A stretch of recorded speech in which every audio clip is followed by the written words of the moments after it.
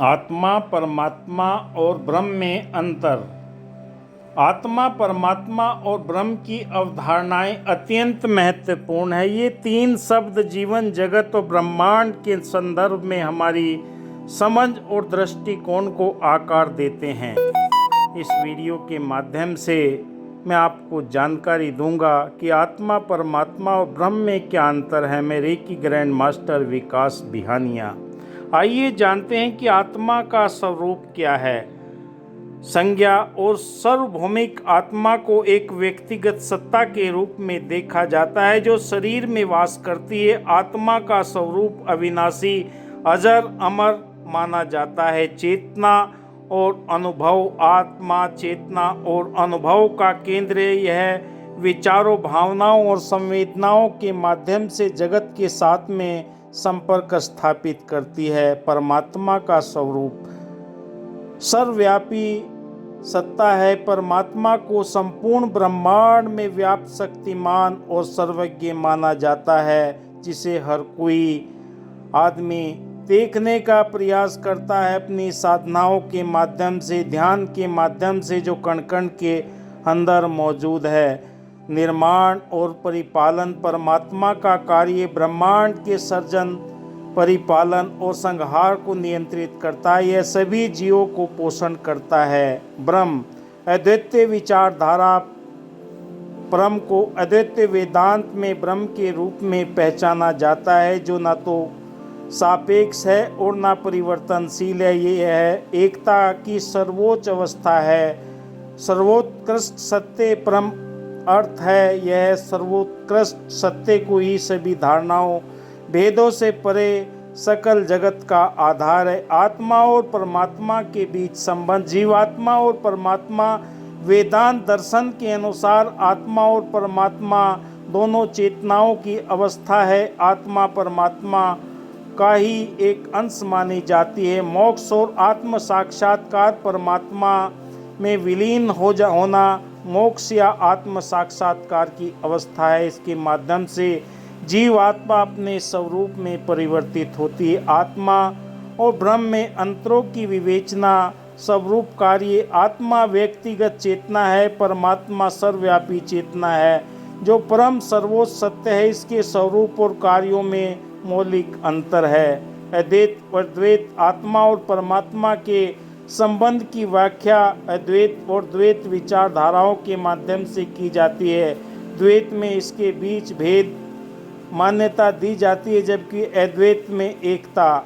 आत्मा, परमात्मा और ब्रह्म के बीच के अंतरों की विवेचना हमें गहन आध्यात्मिक दृष्टिकोण प्रदान करती है। इस विवेचना के माध्यम से हम जीवन की मौलिक प्रकृति के उद्देश्य को समझने की दिशा में एक कदम आगे बढ़ते हैं, जो निरंतर हमें साधना के माध्यम से हमारे जीवन के अंदर, चाहे सुमरन करें, चाहे हम कोई और तरीका अपनाएं, ध्यान, मेडिटेशन करें, जो हमारी आत्मा को ऊर्जावान बनाता है।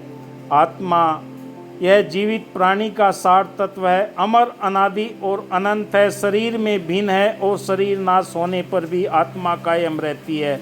कर्मों का फल आत्मा ही भोगती है। मोक्ष की प्राप्ति आत्मा का ही लक्ष्य है। परमात्मा सर्वशक्तिमान, सर्वज्ञ, सर्वव्यापी है। ब्रह्मांड के रचयिता, पालक और विनाशक है।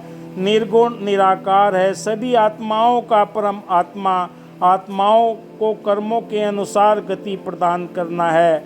ब्रह्म परम सत्य, परम तत्व है। निर्गुण, निराकार, सगुण, साकार रूप दोनों में विद्यमान है।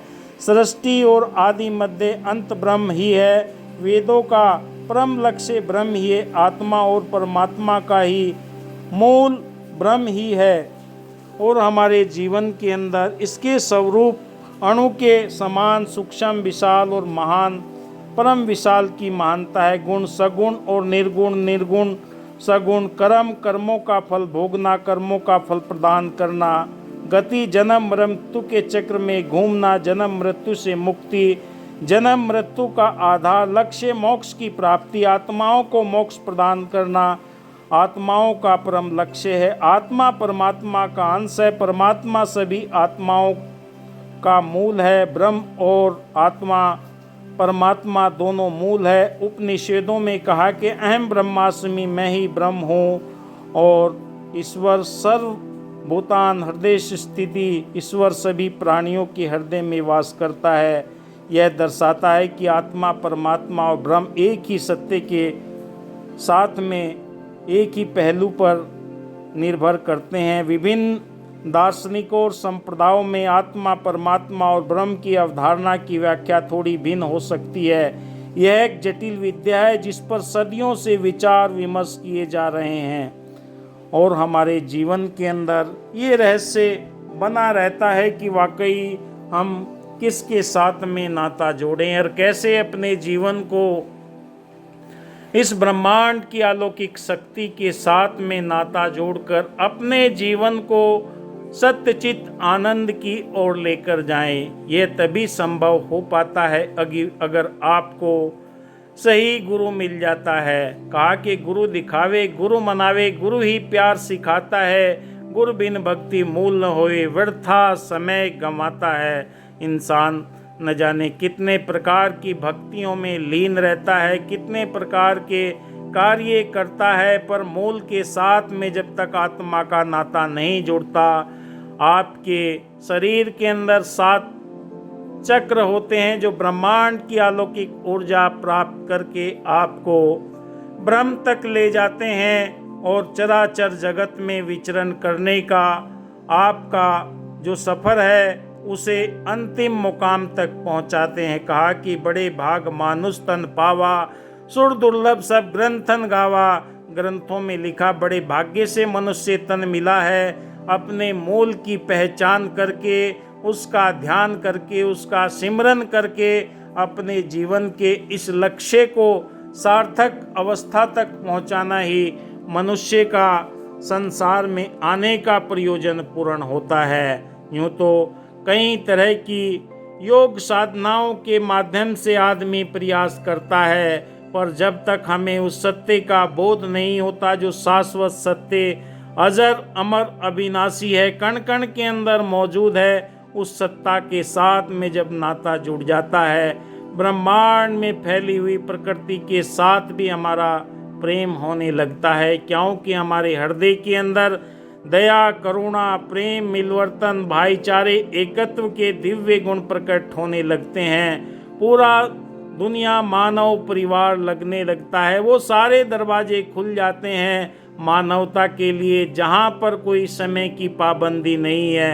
क्योंकि संसार में आने का जो प्रयोजन है मनुष्य का, उसके लक्ष्य तक पहुँचने के बाद में पूरा मानव परिवार अपना लगने लगता है। चाहे आप कौन सा भी कार्य करें, कहीं पर भी बैठकर प्रभु को याद करिए। कण कण और पत्ते पत्ते, डाली डाली के अंदर मौजूद है। इसका एहसास जब को आपको होने लगता है, आप परम सत्ता की गोद में ब्रह्मांड की अलौकिक शक्ति के साथ में आपका नाता जुड़ जाता है और आप शुक्राना करते हैं। कहीं पर भी बैठकर कहीं पर भी ये कार्य आप कर सकते हैं। कहा कि नमाजें हक अदा होंगी खुले मैदान में हमदम, हकीकत को न मंदिर की न मस्जिद की ज़रूरत है। जब आपने सत्य को जान लिया, आपके अंतःकरण के अंदर ज्ञान रूपी चेतना जागृत हो गई जो ब्रह्मांड का अंश है, उसे पाने के बाद में आपका जीवन सार्थक हो जाता है।